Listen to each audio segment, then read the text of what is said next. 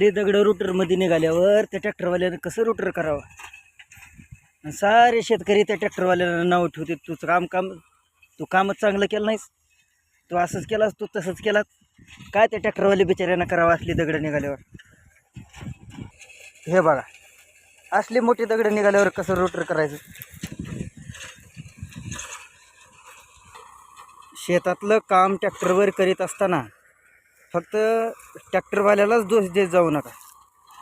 आपल्या पण जमिनीचा कुठंतरी दोष आहे का, आपल्या जमिनीमध्ये दगडं आहेत का, हे पण चेक करीत जा. कारण ते ट्रॅक्टरवाले त्यांचं काम करीत असतात. आपल्या शेतामध्ये दगड निघाल्यानंतर ते ट्रॅक्टरवाले बिचारा काय करणार आहे. बरोबर आहे की नाही. आता त्या ट्रॅक्टरचं रोटर बघा किती आदळते, नुसते दगड लागतात खालून. ते बघा किती रोटर किती आदळतंय बघा.